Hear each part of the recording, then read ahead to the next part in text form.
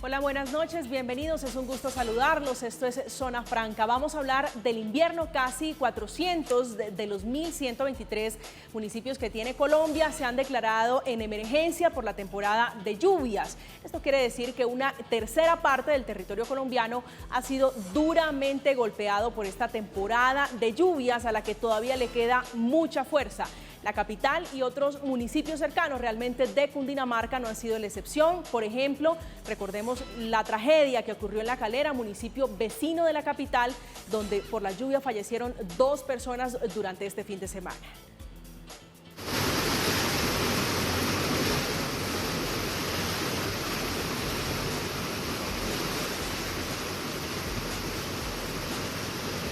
Ángela, una reconocida tuitera, es una de las víctimas del invierno. La pregunta alrededor de esta situación es si ya estaba prevista, si simplemente era o no, le pusimos atención, si es un síntoma de la crisis climática de la que tanto estamos hablando.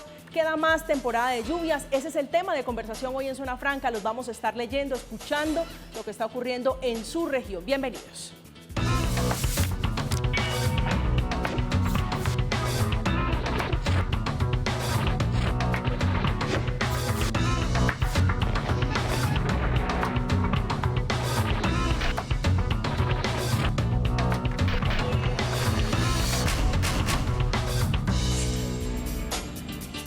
Los momentos más difíciles se vivieron en Bogotá, en Cundinamarca, muchos municipios colapsados por el agua, azotados por el invierno, intensas lluvias sobre las que se pronunció en las últimas horas la alcaldesa de Bogotá, Claudia López, explicando la emergencia que padece Bogotá y ciudades vecinas, como por ejemplo La Calera, en Chía también y en algunos municipios cercanos. Esto fue lo que dijo la mandataria. Pero va a haber lluvias y de hecho nos esperan lluvias hasta el mes de febrero. Por eso hoy el Gabinete Distrital y el Consejo Distrital de Riesgo declaró calamidad pública en Bogotá por emergencia de lluvias, de manera tal que podamos disponer de todo recurso que necesitemos.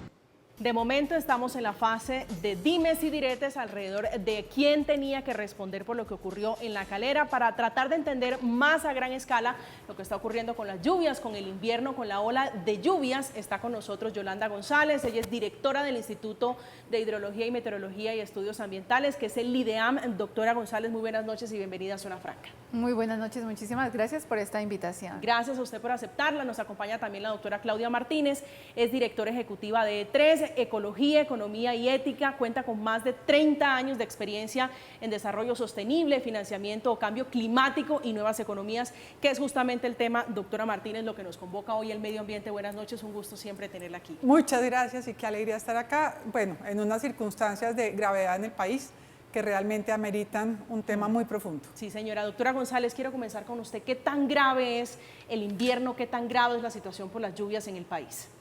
Bueno, la situación está bastante crítica, dado que hemos acumulado lluvias con este fenómeno de la niña desde julio del 2020 en algunos sectores del territorio nacional. Hablamos de una niña extensa que aún no termina. Esto nos da la dimensión de las condiciones en las cuales se encuentra el país en el día de hoy. ¿Esas condiciones eran previsibles, eran preveíbles, prevenibles, digo, en algunos casos, en el caso de Cundinamarca, porque estamos hablando de las lluvias? ¿Colombia tiene cuántas temporadas de lluvia al año? Bueno, cada región se comporta muy diferente en las lluvias.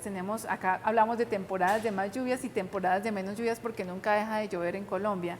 En la región andina tenemos un periodo que va de mediados de marzo a mediados de junio, una segunda temporada de lluvias que va a mediados de septiembre hasta mediados de diciembre, y tenemos 2 temporadas de menos lluvias que inician a mediados de diciembre hasta mediados de marzo y de mediados de junio hasta mediados de septiembre.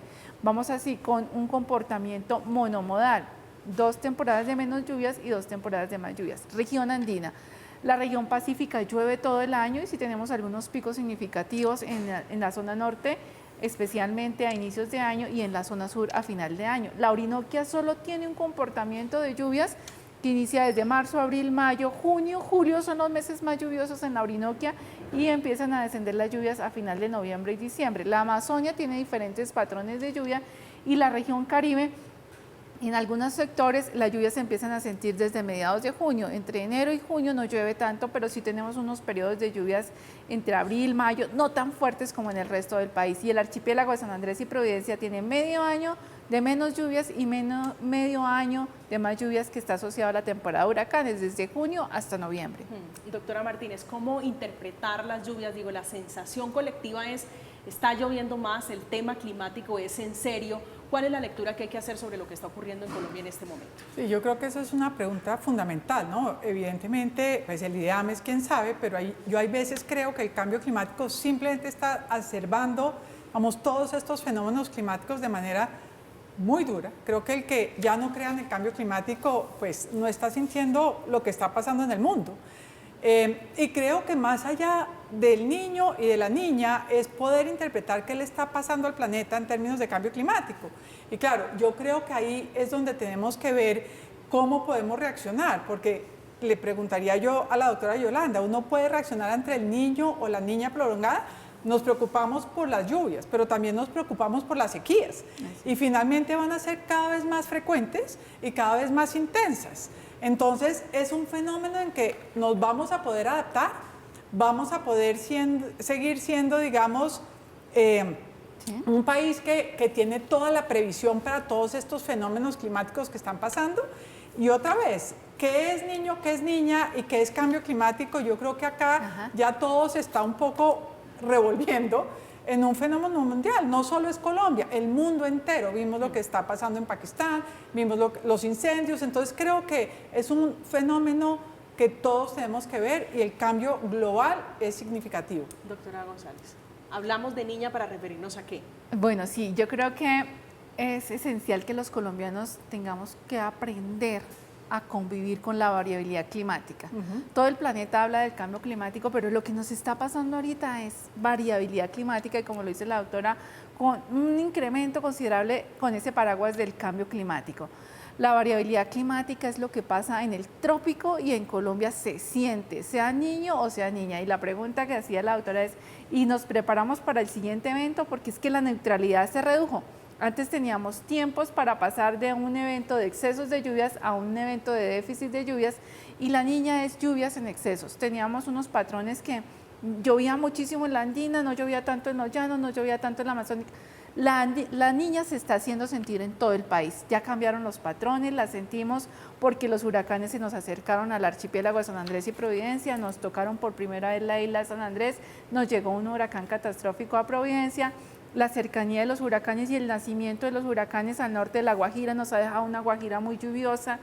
Entonces, la niña nos incrementa la temporada de huracanes, la niña nos incrementa las lluvias en todo el territorio nacional, insular, costero, continental y de la alta montaña, y las niñas están siendo cada vez más amplias en el periodo, cada 20 años, y están siendo cada vez más fuertes cada 10 años. Y la niña va a seguir estando presente porque estamos en el trópico. Es decir, esa sensación colectiva en algunos casos de que está lloviendo más y que el clima está loco, ¿es real? Es real, la niña está presente, la niña está más fuerte y la acompaña el tema del cambio climático y algo más crítico, los eventos extremos. Eventos extremos de lluvias de 15 días en un día o en 2 días. En este momento en Colombia, las precipitaciones a mediados de noviembre en muchas zonas del territorio nacional ya llenaron esa probeta que se llenaba en todo el mes de noviembre, ya se llenó en medio mes. Y estamos hablando de eventos extremos de 3 o 4 horas que se están dando y generando y detonando las amenazas hidrometeorológicas. ¿Esto ya estaba anunciado, doctora Claudia? Sí, el IDEAM lo había previsto y evidentemente uno puede predecir hasta cierto, ¿no? No soy la experta en el tema, pero realmente cuando en un día pasa lo que acaba de decir la doctora Yolanda, y es que se llena la gaveta de lo que había pasado en todo el mes, pues eso realmente uno no lo puede predecir. Lo mismo que cuando pasa un huracán, uno sabe que viene el huracán, pero qué tan fuerte, pues realmente son fenómenos también un poco impredecibles, ¿no? Pero hablamos de fenómenos que son impredecibles, que son naturales, pero también hablamos de cambio climático, de cambiar un poco el chip. ¿Qué tanto va evolucionando? Es decir, el discurso de cambiar la manera de vivir con cómo se está comportando justamente el medio ambiente. Yo creo que eso es una pregunta fundamental, porque realmente es que el cambio climático y todo lo que está generando el cambio global, pues realmente es un tema que ya lo están diciendo en la COP de cambio climático, pues ya no estamos llegando a las metas que queremos porque simplemente seguimos calentando el planeta, y con eso también se va pues pronunciando todos estos fenómenos globales en sequías, en inundaciones, en todos los incendios provocados también alrededor del clima, en toda esta adaptabilidad de la gente para producir, por ejemplo, alimentos, para poder sobrevivir, todas estas catástrofes mundiales. Entonces, realmente es un fenómeno mucho más grande en donde no solo tenemos que estar preparados para responder, como está pasando ahorita en Bogotá y sus alrededores, y es, bueno, es una emergencia, ¿cómo respondemos? Sino cómo pensamos otra vez lo que le está pasando al planeta, tomamos con seriedad el tema y empezamos a hacer todo un tema de adaptación y mitigación al cambio climático. Doctora González, ¿cómo estamos manejando el tema? Usted toca un punto muy interesante y es, el IDEAM emite las alertas, va a llover, vamos a tener tantas temporadas de lluvia, estamos siendo más reaccionarios que planeando nuestra situación, es decir, sabemos que hay temporadas de lluvia, 2 o 3 al año, pero ¿cómo estamos manejando como país este tema? Bueno, siempre como el IDEAM ha informado previamente cuando vienen los fenómenos de la niña o el niño para prepararnos, para estar actuando. Lo que ha pasado con esta niña es que hay momentos en que está impactando en determinadas regiones del país y otras están un poco más estables. Luego pasa el impacto a otra región. Mientras que estábamos en ese monitoreo de huracanes en el archipiélago, estábamos un poco más tranquilos en otras regiones. Pasó la temporada de mayor riesgo de huracanes, aunque todavía no se ha terminado, inmediatamente empezó a reaccionar otras zonas del país. Entonces la emergencia había estado moviéndose por todo el país y ahora está presente en todo el país. Permanentemente estamos emitiendo comunicados especiales mensualmente de la predicción climática, cómo va a estar el 1, 2, 3 meses adelante. En el día y en la noche emitimos comunicados especiales para cada región del territorio nacional e informamos acá mediante grupos de WhatsApp que tenemos con las comunidades en todas las regiones del país. Tenemos WhatsApp de la Vía al Llano, de Rosas Cauca, de Chocó, de San Andrés, de Providencia, de Mocoa. Hay cerca de 27 a 30 WhatsApp, grupos de monitoreo permanente con las comunidades, y ellos ya han adquirido un aprendizaje muy rápido de la lectura de las imágenes de satélite, de los radares, de las estaciones, y también son quienes nos informan cómo están viendo en terreno el reflejo de las lluvias en todas las amenazas hidrometeorológicas. Sí, pero en términos de infraestructura, en términos de preparación para la ola de lluvias, para el momento de lluvias, ¿nos estamos preparando o estamos siendo más bien reaccionarios, yendo sobre la marcha a la emergencia? Nos preparamos, pero en la crisis climática nos está exigiendo mayor preparación, mayor advertencia, mayor atención y mayor diligencia en todo, ¿no? En datos, en información, en tecnologías, en oportunidad de la información. Ya sabemos, decía la Organización Meteorológica en unas reuniones que tuvimos hace un par de semanas, que el 95% de los habitantes del planeta ya tienen teléfono. Entonces tenemos que saltar rápidamente a estas tecnologías con las cuales llegamos con la información oportuna para reducir la vulnerabilidad, la susceptibilidad y que los riesgos no se materialicen tanto y que las comunidades sean más resilientes. Entonces uno mezcla todo este componente de gestión del riesgo en estos momentos que la crisis climática nos invita a ser más reactivos. Doctora Martínez. Sí, yo estoy de acuerdo, pero creo además que nos debemos anticipar mucho más. Por ejemplo, el Ministerio de Transporte hizo ya hace unos 6 años, con nuestro apoyo, el Plan de Adaptación de las Vías Primarias de Colombia. Entonces, bueno, uno cómo adapta las vías de Colombia para que cada vez que haya estos desastres estén adaptadas al clima del futuro. Y básicamente tienen que ser vías mucho más resistentes al cambio climático, tienen que entender tanto las sequías como las inundaciones, tienen que entender cómo manejar los taludes y el agua, tienen que entender cómo no ponen, digamos, poblaciones en zonas de riesgo alrededor de las carreteras, y eso es un tema de planeación de largo plazo. Y tiene que cambiar la forma en que hacemos, por ejemplo, la infraestructura, en este caso de carreteras, pero así tiene que ser toda la infraestructura del futuro, y tiene que ser mucho más resiliente al clima. Y así en cada sector. Entonces yo creo que además de estas alertas tempranas, que pues no son tan tempranas porque ya sabemos que esto va a ser más fuerte para el futuro, tenemos que adaptar todos los sectores, tenemos que adaptar todos los territorios y sobre todo, como dice la doctora Yolanda, a las comunidades, que son las que finalmente perciben, digamos, estos cambios climáticos desde su propia vida. ¿Qué tan responsable, digo, somos como consumidores, como habitantes de este planeta, de lo que está ocurriendo, digo, con ríos que se desbordan, con inundaciones, con lluvias que no se esperaban en épocas del año? Pues digamos que podemos hacer hasta tanto, ¿no? Porque lo que ya teníamos hecho ahorita se está viendo un poco perdido, ¿no? Entonces, lo que pasó en Pakistán, 1/3 de Pakistán se fue por las lluvias hace 3 meses y el PIB se desmoronó, porque es que no tienen los recursos para volver a rehacer el país entero. Bueno, eso es una alerta muy, muy fuerte, ¿no? Y así está pasando con muchos países, unos con sequías, otros con lluvias. Entonces yo creo que es repensar el desarrollo y repensar el desarrollo adaptado al clima. Y esto implica pues inversiones mucho mayores tempranas, pero mucho más costo eficientes en el largo plazo.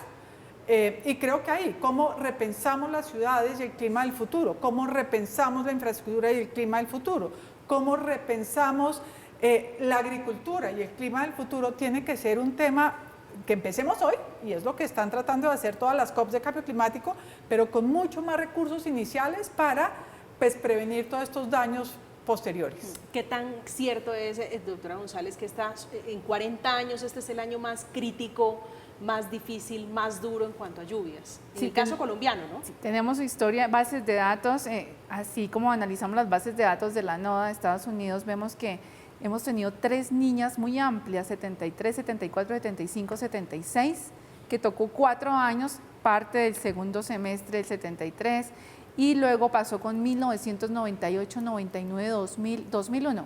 Ahorita nos está pasando 2020, 2021, 2022 y con una probabilidad de que se nos extienda el primer bimestre del 2023. Son niñas muy amplias que estamos en una tercera niña histórica por la amplitud de la misma. ¿Y eso tiene alguna explicación, digo, científica? Porque veo alguna diferencia, algún espacio de tiempo entre las niñas que usted dice son prolongadas. Sí, usted ha citado que cuántas temporadas de lluvias tenemos y cuántas temporadas de menos lluvias tenemos. Ahora resulta que hay otros ciclos en la atmósfera y en el componente climático que son además de 10 años, de 20 años y hay otras hasta de miles de años. ¿Qué es lo que está pasando? Que los ciclos se están comprimiendo por efecto del cambio climático. Se están reduciendo, es como si los días se nos redujeran, las horas se nos redujeran, eso está pasando con el clima. Y al reducirse estos elementos meteorológicos, se hacen más intensos y más fuertes. Entonces la frecuencia y la intensidad de los mismos se está dando con mayor rapidez. Por eso sí podemos hablar de que es una niña típica, es una niña extensa y es una niña significativa de los últimos 40 años. ¿Y esto qué quiere decir? Que aún está presente, que no se ha terminado y que la neutralidad todavía tiene una probabilidad del 54-55% que se alcance hasta el mes de marzo o abril del próximo año. Es decir, no hemos pasado lo duro. Todavía nos queda mucho de esta niña. Nos quedan condiciones muy críticas. ¿Por qué? Porque tenemos unos suelos saturados de más de 2 años. Tenemos unos ríos que no pudieron bajar de niveles como lo hacen en junio, julio y agosto y que por el contrario, en lugar de bajar los niveles para regular su balance hídrico, siguieron incrementando sus niveles. No tienen por dónde recoger más agua en este momento muchos de los ríos de Colombia, los suelos están muy saturados y están desneleables y en cualquier momento baja esa avalancha o ese deslizamiento. Y estamos en el segundo mes más lluvioso del año y normalmente, para sumarle, los ríos alcanzan sus máximos niveles a final de noviembre. Por eso estamos en estas condiciones tan críticas del fenómeno de la niña, de la segunda temporada, de los eventos extremos y del cambio climático y de la crisis climática, como esa superposición de paraguas que nos están uniendo en este mes de noviembre. Lo más difícil viene, doctora Martínez. Usted mencionaba hace apenas unos instantes un punto que me parece muy valioso y es sobre la cooperación internacional, sobre las COP en general. En la última, el presidente Gustavo Petro hablando del cambio climático, diciendo esto realmente no sirve para nada. ¿Qué tanta responsabilidad tienen los gobiernos, las administraciones? Hablo en el caso de las administraciones locales, departamentales, sobre lo que no se previno, sobre lo que no se planeó, digo, hablando en términos de contener una emergencia, de hacerle frente a una emergencia como la que estamos viviendo. Yo creo que todos los gobernadores, todos los alcaldes de este país tienen que entender que cada departamento ya tiene un plan integral de cambio climático. De hecho, lo hicieron. Hay veces lo meten en el cajón y no lo miran. Y yo creo que hay una gran responsabilidad de cada uno de los gobernantes, de cada uno de los ciudadanos de este país, de entender que el cambio climático es realidad y que se debe hacer una estrategia, no una estrategia de administración, sino una estrategia de Estado. Y básicamente esto tiene que pasar más de una administración, tienen que empezar a implementar los planes de cambio climático. Y esto también pasa en el mundo, ¿no? El presidente Petro decía, es una responsabilidad compartida, todos los que están generando más emisiones globales tienen que responder y tener, digamos, cierta responsabilidad sobre el planeta. Y es verdad, es decir, Colombia no es el país que más emite, pero sí está recibiendo en este momento las inclemencias del clima y tiene que responder con sus propios recursos. Sí, pero si esa es la lógica, es decir, somos, que es cierto, los que menos emitimos y los países poderosos, ahí están Rusia, China, Estados Unidos, que son los que más contaminan, no están dando muestras de desescalar el consumo y la contaminación. ¿Qué nos espera? Pues yo creo que tiene que haber compromisos reales. Yo creo que menos habladas de idas a COPs y más compromisos reales de hacer proyectos que nos sirvan a todo el planeta para reducir las emisiones y también para tener corresponsabilidad en la adaptación. Y es que la adaptación es diferente, que es lo que nos está pasando a Colombia. ¿Cómo vamos a hacer para que todas las comunidades que están sufriendo hoy con el clima tengan los recursos para adaptarse al clima del futuro? Y esto es un tema también de inversión que requiere un acuerdo planetario y requiere, digamos, un tema de financiamiento estratégico para responder a las eminentes desastres que van a pasar por el clima. ¿Cómo estamos en materia de eso, de educarnos, de pensar en el clima del futuro, de proyectarnos hacia lo que parece ya, lo que estamos viviendo, que es el cambio climático? Sí, cambiar de ser reactivos a ser proactivos y en adaptarnos y disminuir los riesgos. Como lo decía el señor presidente Petro, en el momento de ver los mapas de riesgos de los municipios no estaban en la totalidad, no estaban trabajados completamente. Es un cambio de percepción de la comunidad desde el niño, el joven, que ese niño y ese joven más adelante va a ser el tomador de decisiones en cualquier componente, científico, administrativo, de planeación, de gestión y de conocimiento. El clima debe estar en el día a día de todos, el clima debe estar en nuestra planeación, el clima debe estar en la toma de decisiones. Y no solo el clima de hoy, de las 24 horas, que es el estado del tiempo, ni el clima climatológico, que es el de 1 o 2 meses, sino el de la variabilidad climática, el de cambio climático, en toda la proyección y la planeación. Tenemos instrumentos, los PONCAS, los SPOT, los PIRMAS, muchos instrumentos que deben ser más eficientes en la gestión de información climática y en la apropiación, porque de otra manera no vamos a reducir los riesgos. Tenemos que adaptarnos, como lo dice el plan de gobierno, la ordenación alrededor del agua, la ordenación del territorio alrededor del agua. No podemos seguir ubicándonos donde siempre se inunda, donde el agua tiene memoria, donde va a regresar el río, donde va a regresar la ciénaga, o donde las zonas son inestables y donde la ladera siempre es inestable y genera deslizamientos y avalanchas. Vemos historias de ciudades, municipios o veredas que nuevamente en 30 o 40 años han generado nuevamente avalanchas. Es la ordenación alrededor del territorio y esto empieza con la educación y la formación. Creo que necesitamos mayor formación y educación de conocimiento del clima. ¿Y esa tarea es de quién? No es solo del meteorólogo, es de todos, de toda la educación y la formación de cada una de las instancias. Si ya bien quedó en la Ley de Acción Climática el tema de la formación del clima en la educación formal, básica, muchas veces uno se pregunta por qué para graduarse de universitario nos exigen el nivel alto del inglés. Deberíamos tener también para graduarnos un nivel alto de conocimiento del clima. Todos van a necesitar la información del clima, sea arquitecto, sea ingeniero, sea biólogo, sea ambiental, sea marino, sea cualquiera, sea planeador, sea alcalde, siempre necesita la información del clima. Ese es el tema, digo, el cambio climático alrededor de lo que está ocurriendo con el planeta del presidente Gustavo Petro. Lo ha tomado como una bandera, lo ha considerado proponérselo, digo, e incluir esto dentro de una cátedra, pensar en una cátedra educando a los niños o a las juventudes, a los adolescentes frente al cambio climático, frente al clima. Sí, está dentro de todo, permear toda la sociedad en lo que él llama una ruptura mental de todos nosotros, de que podamos ver esto de manera diferente en ese cambio. Y está también dentro de nosotros los investigadores, ¿sí? Cómo llegar con la investigación a ser más eficiente en la toma de decisiones y ser más oportunos en la información y en la misma socialización, espacios como estos que nos permiten mostrar la información y ser más preventivos oportunamente con las comunidades. Salirnos del escritorio y estar con las comunidades dándoles la información en tiempo real. Esto se puede y se está haciendo y es viable y debemos hacerlo de mejor manera cada vez. Esto es un tema generacional, es decir, ¿el cambio climático se apropia dependiendo la edad?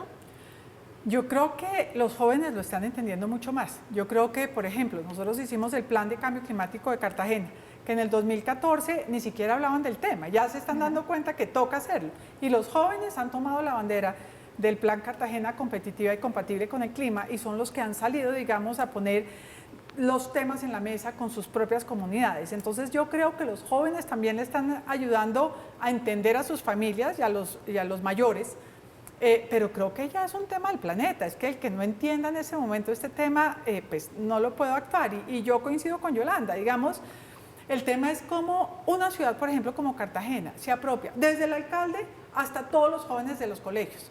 Hicimos, por ejemplo, hace 4 años un tema con todos los colegios de Cartagena en donde los niños pintaban Cartagena del futuro y realmente ponían el clima en sus pinturas. Y creo que es un tema de entender cómo puede adaptarse una ciudad tan increíble como Cartagena a la elevación del nivel del mar, a las temperaturas, a la precipitación y cómo puede seguir siendo competitiva, pero también compatible con el clima. Hoy está medido, digamos, por algún estudio o algún análisis en el mundo, no solamente en Colombia. Quiero preguntarle quién contamina más, se lo quiero preguntar por términos o en términos generacionales, si los viejos o los más jóvenes. Realmente yo no lo he visto, la verdad no he visto, pero yo creo que ya los jóvenes vienen con un chip diferente. Yo creo que todo el tema va a estar en la educación, porque finalmente a nosotros nos educaron con otros parámetros. Es decir, nosotros éramos los que utilizábamos el plástico, los que derrochábamos el agua, y son nuestros hijos los que nos dicen, no, ya no más. Entonces yo digamos, sin haber visto el estudio, creería que estas nuevas generaciones vienen mejor. Le pregunto si existe, digo, para hacer una correlación entre contaminación y falsa creencia sobre el cambio climático, o no creencia más bien sobre el cambio climático. Ajá. Pues no he visto el estudio, pero yo creo que, pues como digo, la falsa creencia del cambio climático es más por los viejos, en el sentido de que pues no nos tocó, y ahorita sí nos está tocando. Los jóvenes vivieron cada vez más estos fenómenos climáticos desde que nacieron y les va a tocar cada vez más, ¿no, doctora Yolanda? Sí, yo creo que es un tema... y los jóvenes nacieron con los eventos extremos, yo Sí. los cito con mucha frecuencia. Yo tuve en una charla con los niños de Guayú en el momento que pasó el niño, 2014, 15, 16, fue un niño casi de 3, 4 años también, y hacía ejercicios con los niños que pintaran la lluvia y las nubes. Los niños no sabían que eran lluvias, los niños de 3 años. No comprendían que eran lluvias porque ya habían pasado 3 años, habían nacido y nacieron en una época seca. Entonces, este tema de los jóvenes están viviendo los extremos. Hay 2 riesgos. Uno, o ellos asumen con mayor responsabilidad esta transformación del planeta, viendo que les tocó extremos de granizadas, de temperaturas, de lluvias, de inundaciones, de frentes fríos, de descongelamiento del planeta, etcétera. O la otra, se acostumbran a los extremos o lo ven como muy normal. Sí, porque los jóvenes de 10, 15 años están viviendo esta década después del 2000, 2010, 2020, donde cada vez tenemos más eventos extremos. O ellos entienden que hay que cambiar esto, o comprenden lo que le contamos los más viejitos, que esto era más normal, no era tan normal ver tantos extremos. El cambio de chip, ¿qué tan fácil va a ser? Digo, ahí juega un papel muy importante, lo menciona usted, de los jóvenes hacia los viejos intentando persuadir sobre el cambio climático, pero ¿qué tan fácil es ese cambio de chip, ese cambio de vida, de estilo de vida? Si hablamos de los niños rurales y de los niños citadinos es muy diferente, ¿no? En casa de la ciudad abro y encuentro el agua todas las 24 horas. Si no me llega agua en 10 minutos, eso es un caos completo, sea en casa o en apartamento, donde yo viva. Pero si estoy en el campo y no encuentro agua en 2 o 3 días y tengo que ir a buscarla y trasladarla, es una percepción diferente del cambio de chip. Este joven que está viviendo, que son los más susceptibles, los más vulnerables del impacto de esta crisis climática, muy rápidamente se van a adaptar. Y estos que todavía no comprenden que si no hago acciones de cuidado, que no deforesto, que debo cuidar el bosque, que debo cuidar la alta montaña, que debo cuidar la calidad del agua, no vamos a cambiar tan rápidamente. Pasaríamos de una retórica a una acción que necesitamos que permeen en los educadores, en los formadores y en casa y en la sociedad. ¿Cuánto nos ha costado no dejar basura en la calle? Que si luego va a ver que si la basura está en la calle, tapa la alcantarilla, luego viene el agua que tiene que correr y no puede correr porque la alcantarilla está taponada. O si vamos a ver que el río que tenía árboles alrededor ya no tiene esos árboles y viene una creciente súbita y ya no está canalizando esa agua y la va llevando por su curso hacia el mar, sino que hay un desbordamiento de una inundación y no tenemos esa percepción. Y la percepción que vemos en el campo es muy diferente a la de la ciudad.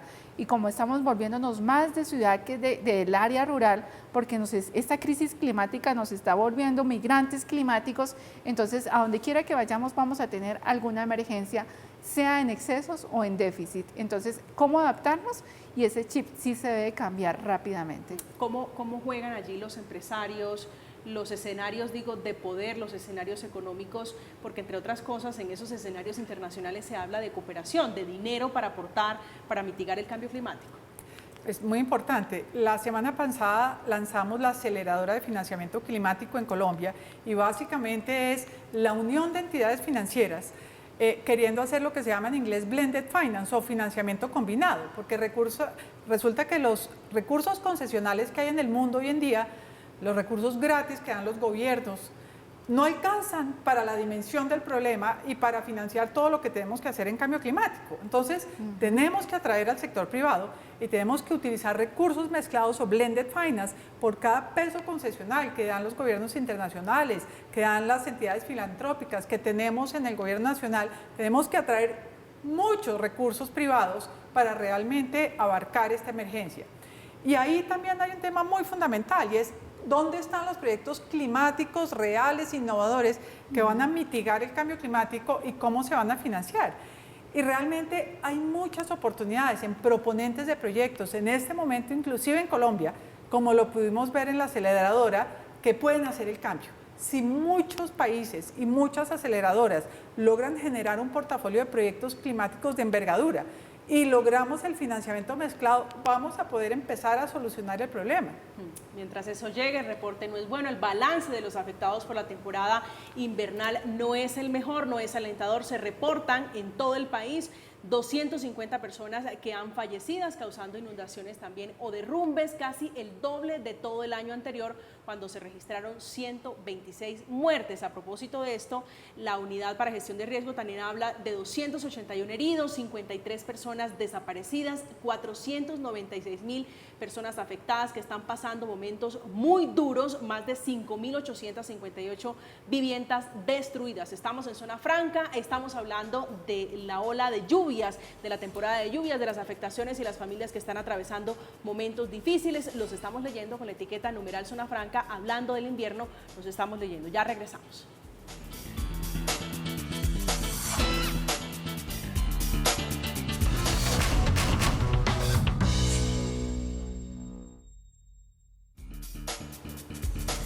Martes, estamos de regreso, estamos en Zona Franca en esta semana atípica por las lluvias y también porque fue festivo. Es una semana realmente corta. Hablando de lo que está ocurriendo, la alcaldesa de Bogotá, Claudia López, hizo la declaratoria de calamidad pública en la ciudad. Pasó en Bogotá, pero también en otras ciudades. La gran pregunta alrededor de esto es ¿para qué sirve esta figura y qué riesgos puede tener? En Zona Franca hicimos la pregunta, consultamos expertos para tratar de entender lo que ocurre alrededor de esta figura. La alcaldesa de Bogotá declaró calamidad pública en la ciudad. Pero va a haber lluvias y de hecho nos esperan lluvias hasta el mes de febrero. Por eso hoy el Gabinete Distrital y el Consejo Distrital de Riesgo declaró calamidad pública en Bogotá por emergencia de lluvias, de manera tal que podamos disponer de todo recurso que necesitemos. Es la primera vez que se declara esta figura en Bogotá por fuertes lluvias. ¿Pero para qué sirve declarar la calamidad pública en la ciudad o algún municipio del país? Lo que pueden hacer más fácil es que no se abocan a utilizar los procedimientos que la ley para contratación le tiene establecido. Uno por ley tendría entonces que tener 3 proponentes, mirar la mejor propuesta. El profesor Maldonado hace una advertencia en el uso de los recursos en este tipo de calamidades. Eventualmente algunos pudieran extralimitarse al utilizar esas declaratorias. Porque cuando se hace este tipo de declaratorias, de alguna manera se desactivan los mecanismos que pueden regular el adecuado manejo, especialmente de los recursos. Entonces viene un tema pues que es de alguna manera de carácter ético, pues que escapa a lo que muchos de nosotros quisiéramos. Y advierte que si hay tantos municipios declarados en emergencia, tal vez algo podría estar fallando en el manejo de los fenómenos climáticos del país. Me parece que el fondo de todo esto tiene que ver con revisar por qué estamos recurriendo a hacer tantas declaratorias de emergencias y de calamidades, por qué la naturaleza, después de que las administraciones logran a través de los planes de ordenamiento y de otros instrumentos tratar de prever estas situaciones hoy son rebasadas? Doctora Claudia, ya veía usted lo que significaba, ¿para qué sirven, para qué funcionan, digo, en estos momentos donde tenemos una mitad, una tercera parte del país inundada con graves afectaciones por las lluvias? Yo creo que uno sí puede declarar la emergencia climática y sí puede declarar la emergencia de riesgo y sí tiene que tener todo el tema de riesgos montado en cada una de las ciudades y cada una de las regiones. Entonces, sí es un tema de tener sistemas de riesgo y de que sirvan, porque realmente vamos a tener que seguir manejando todas estas adversidades, digamos, del cambio climático. Pero otra vez, mientras que manejamos los riesgos o mitigamos los riesgos, tenemos que avanzar en ver soluciones a futuro y soluciones mucho más eficientes. Entonces, ¿cómo hacemos, por ejemplo, como hablaba el profesor, cómo hacemos las licitaciones del país en donde en todas las licitaciones esté el tema de cambio climático incorporado?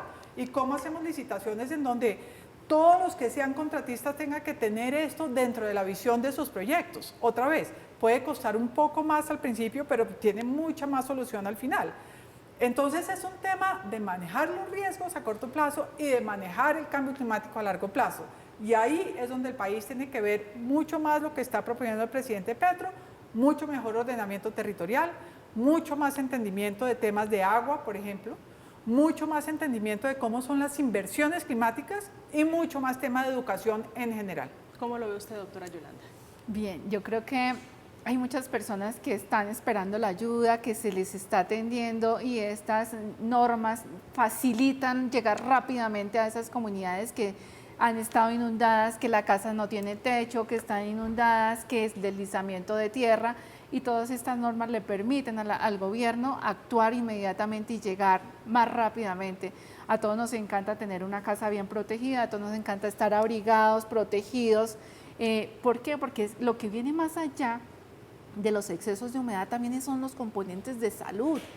Está el gobierno muy atento a llevar la comida a las personas que no tienen comida, la comida del día a día. A todos nos encanta tener a la hora que tenemos hambre alimento, y estas acciones permiten llegar oportunamente con el alimento, con el abrigo, con la protección, con la solidaridad, con el acompañamiento, porque estamos afectadas las vías terciarias, las comunidades más distantes, como lo hemos dicho anteriormente. Normalmente sucede que son más vulnerables y susceptibles las comunidades que menos están impactando al planeta. Y ahí es donde llegan los desastres más rápidamente. Entonces, estas acciones permiten actuar y estar con las comunidades. Es decir, si hablamos de justicia climática, ¿también se puede hablar de injusticia climática? Bueno, esto depende de las acciones. Usted dice los que menos contaminan son los más golpeados. Sí, suele suceder. Las sequías están más fuertes en las comunidades más distantes. Si hablamos de comunidades indígenas, el desabastecimiento de agua sucede en las comunidades más alejadas. En la ciudad, que estamos generando el tema que se habla de economía circular, que generamos más desechos, que generamos más contaminación, que contaminamos más el aire. Allí tenemos todos los servicios básicos cubiertos, y allí en la ciudad, en las regiones distantes, allí no tenemos todos los servicios básicos cubiertos. La declaratoria permite llegar más oportunamente a las comunidades que están esperando esa ayuda y que les está llegando la ayuda. ¿Es muy común declarar ese tipo de emergencia? De lluvias. Tiene que suceder como está pasando, tiene que haber un evento extremo como el que tenemos en este momento en el país, donde gran parte del territorio nacional. Pero ya lo hemos tenido, eso quiere decir, doctora Yolanda, que no estoy hablando de su caso, que ha habido, una falta de atención o de cuidado a lo que ocurre en las regiones donde llueve, las regiones que regularmente son afectadas por las lluvias. Es el desborde de la capacidad operativa, ¿no? Normalmente este Sistema Nacional de Gestión de Riesgos se cambió y se transformó después de la Niña 2010-2011, donde pasamos de ser un sistema de reacción a prevención y a conocimiento del riesgo. Entonces, ¿acá qué está pasando? Que está pasando el desborde de la acción local, departamental, a una nacional, por la dimensión de toda la tragedia que tenemos en este momento de las lluvias, por los excesos, por la saturación, por las inundaciones, y porque en cualquier momento, con una lluvia que tengamos en este momento, se nos pueden generar mayores deslizamientos o inundaciones. Tenemos en este momento más de 550 municipios en diferentes niveles de alerta amarilla, naranja y roja. ¿Cuál es la zona más crítica hoy? Cordillera Oriental, departamentos de norte de Santander, tiene casi todo el departamento en alerta, sea por crecientes súbitas de sus ríos o quebradas o por deslizamientos de tierra, en alertas naranjas y rojas. Tenemos la zona de La Mojana en alerta roja permanente, la zona baja del río Magdalena. En algunos momentos hemos elevado alerta roja la cuenca media del Magdalena. Tenemos alertas en la región pacífica, se han incrementado al occidente del Valle del Cauca, el sur de Chocó, por deslizamientos, así como por crecientes súbitas. Niveles de los grandes ríos siguen en niveles significativos en ascenso en la cuenca alta del Cauca. Si ve que me he desplazado por todo el territorio nacional, en La Guajira no ha parado de llover desde febrero. Hemos tenido lluvias. Si acá llovía 100 milímetros, por decir un número, está lloviendo 300 milímetros en el mes de noviembre. O sea, ha llovido 2 o incluso 3 veces más de lo que debería llover en el mes en muy pocos días. Entonces, desde La Guajira hasta el sur del territorio nacional se están desplazando los eventos, el riesgo materializado y las amenazas están vigentes. Era necesario y es crítico y es necesario actuar bajo esta figura. Doctora Claudia. Y yo estoy de acuerdo, yo creo que uno también tiene que ver esto desde otras proporciones, ¿no? Llegarle a los más vulnerables, que finalmente son los que se ven afectados, pero al mismo tiempo, si uno ve lo que está pasando, por ejemplo, en La Calera, pues esa carretera es una carretera que no está adaptada al cambio climático. Se le están colocando muchos habitantes alrededor en territorios que no eran habitables, porque eso es una zona de reserva forestal. Entonces, finalmente el Estado tiene que prever qué está pasando alrededor del ordenamiento territorial, qué está pasando alrededor de la vivienda y permitir o no permitir el desarrollo de cierto tipo de, digamos, de habitación o de desarrollo de infraestructura en zonas que ya sabemos que son de riesgo. Ahora, otras zonas, como por ejemplo en La Mojana, sabemos que son inundables de siempre.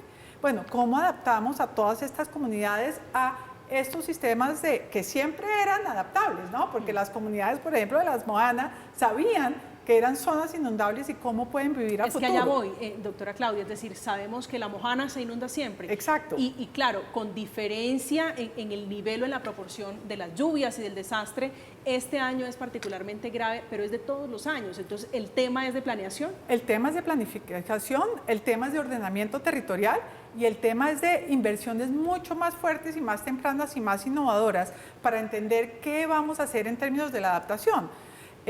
Otra vez, La Mojana, han invertido millones, el fondo de La Mojana en el 2010-2011 pues realmente logró hacer inversiones importantes, ¿sirvieron o no sirvieron? También hay que monitorear qué sirve y qué no sirve. ¿Qué vamos a hacer para que el centro de Cartagena no se inunde? Bueno, tenemos que hacer unas murallas como las que hicieron los piratas para que no entre el agua, o cuáles van a ser las soluciones del futuro. No es una solución fácil, ¿no?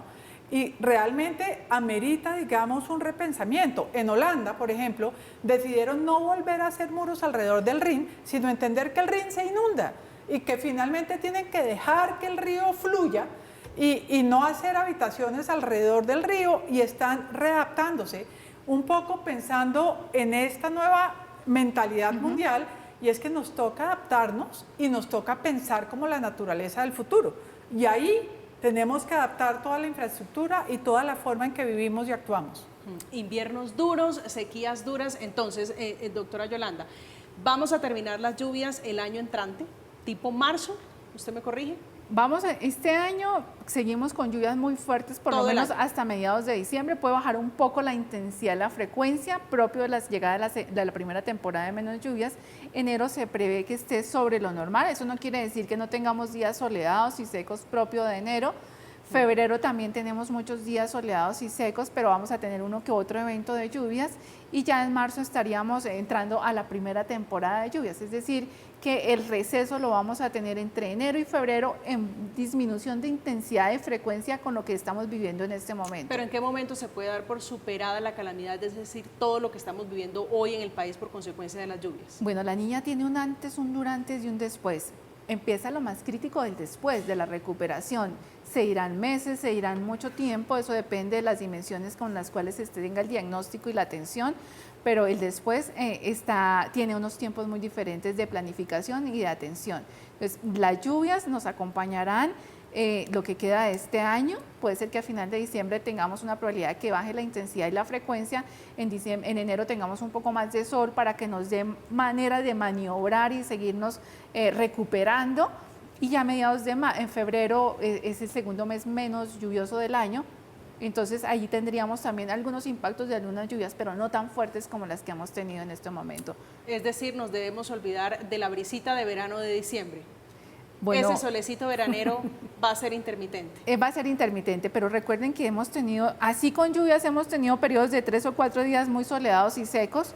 En enero podemos tener periodos también de semanas que puedan estar más bien secas, pero igual la lluvia puede acompañarlos en cualquier momento. La niña que va a estar presente todo lo que resta de este año. A propósito del invierno, el gobierno está anunciando a principios de este mes 2.1 billones de pesos para la primera fase de su plan de acción contra las afectaciones de la temporada de lluvias. Eso se traduce, esperamos, en ayudas para las personas que están padeciendo el cambio climático, las lluvias, las intensas lluvias que han dejado en muchos departamentos del país a colombianos sin sus viviendas. Estamos en Zona Franca, vamos a hacer una pausa, ya regresamos.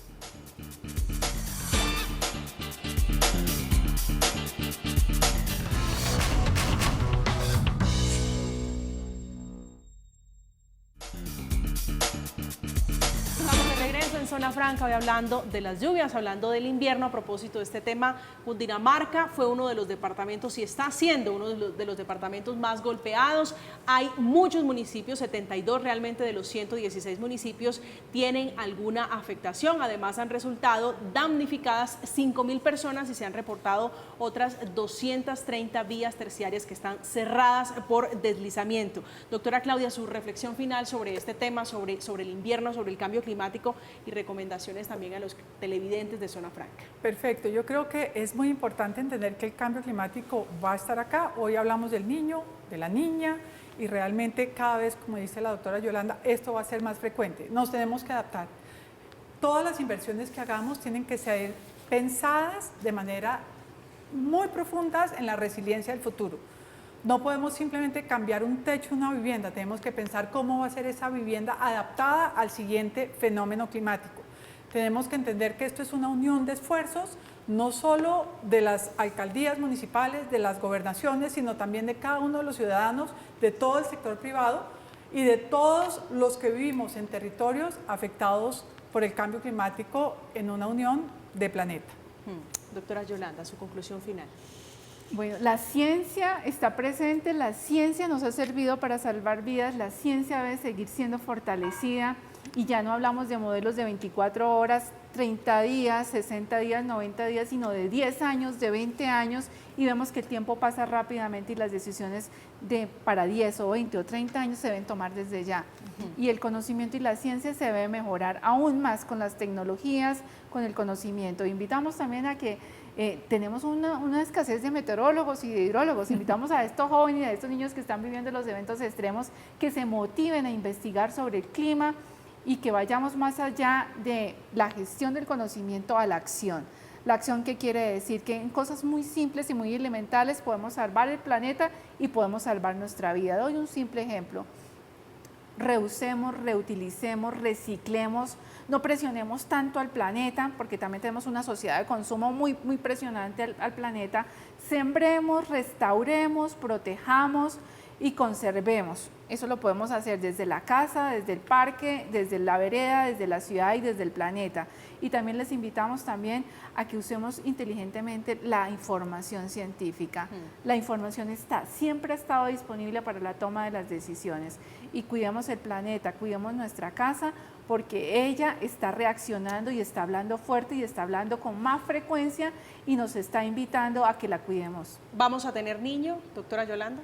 Las probabilidades aún son muy bajas, pasaremos a una neutralidad hacia mitad de año, ya se ve una tendencia de calentamiento hacia el final del próximo año, pero por ahora vamos a estar en una neutralidad hacia mitad de año. Las recomendaciones también están alrededor de las enfermedades, porque con las lluvias vienen los virus y con las lluvias también vienen las temporadas de crecientes súbitas. Evitar acercarse, por lo menos en Cundinamarca y en algunas regiones del país, la recomendación es no hacer los famosos paseo de olla. Llegamos al final esta noche con la doctora Yolanda González, que es la directora del Instituto de Hidrología, Meteorología y Estudios Ambientales del IDEAM. Doctora González, muchas gracias por acompañarnos. Muchísimas gracias por permitirnos llegar a todos en casa. Gracias, doctora Claudia Martínez, directora ejecutiva de E3. Siempre un placer tenerla en esta mesa. Muchas gracias.